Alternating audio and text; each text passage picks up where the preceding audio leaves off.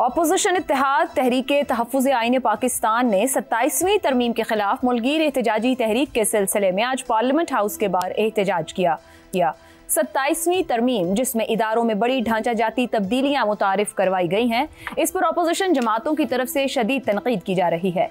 एहतजाज में तहरीके तहफ़्फ़ुज़ आईन पाकिस्तान के चेयरमैन महमूद खान अचकज़ई, सेनेटर अल्लामा राजा नासिर अब्बास, सलमान अकरम राजा और असद कैसर शामिल थे। 27वीं तरमीम की मंजूरी के बाद मुल्क के कानूनी और सहाफती हलकों में दिलचस्प बहस चल रही है कि क्या 27वीं तरमीम के खिलाफ 2007 की तरह की वुकला तहरीक चल सकती है। किसी भी तहरीक की कामयाबी या नाकामी में उस वक्त के मारूजी हालात का सबसे बड़ा दखल होता है। 2007 में जब उस वक्त के चीफ जस्टिस इफ्तिखार चौधरी को मुस्ताफी होने पर मजबूर किया गया और उनके खिलाफ रेफरेंस दायर किया गया, तो उस वक्त परवेज मुशर्रफ को इख्तिदार में 8 साल हो चुके थे। उनकी हुकूमत सही मायनों में जमहूरी नहीं थी। मुशर्रफ की दाखिला और खारिजा पॉलिसीज के खिलाफ मुल्क भर में शदीद तहफ़्फ़ुज़ात पाए जाते थे। उस वक्त की तमाम छोटी बड़ी जमातें, पाकिस्तान पीपल्स पार्टी, मुस्लिम लीग नून, पाकिस्तान तहरीक इंसाफ और मजहबी जमातें मुकम्मल तौर पर वुकला तहरीक की हिमायत में उतर आईं। वुकला तहरीक में वुकला की अक्सरियत के साथ साथ मीडिया, सिविल सोसाइटी, दानिश्वर, तालिब इल्म भी इस तहरीक का हिस्सा बन गए। इफ्तिखार चौधरी को पाकिस्तान की बार से जबरदस्त सपोर्ट मिल रही थी। मुल्क भर में इस तहरीक को अदल, इंसाफ और जमहूरियत की बालादस्ती के साथ देखा जा रहा था।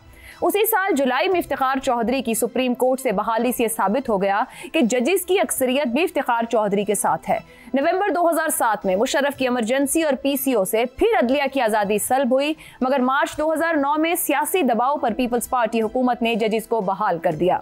इस तहरीक के मकासद को उस वक्त नुकसान पहुंचने लगा जब अदलिया की तरफ से इंतजामी मामलात में भरपूर मुदाखलत शुरू हो गई।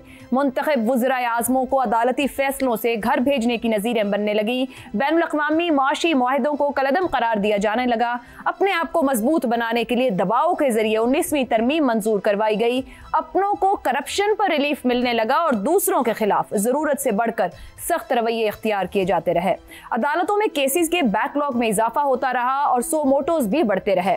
यूं वुकला तहरीक को लीड करने वाले भी कहते पाए गए कि ये वो सहर तो नहीं जिसकी आरजू लेकर चले थे। अब क्या सूरत हाल है? आज मुल्क में सदर और वजीर आजम दोनों मुल्क की बड़ी सियासी जमातों के लीडर्स हैं।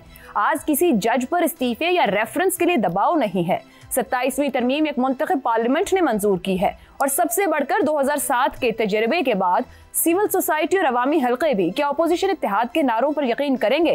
तो फिर ऐसे में बड़ा सवाल यही है कि 2025 के मारूज में 2007 जैसी तहरीक की गुंजाइश निकल भी सकती है या नहीं।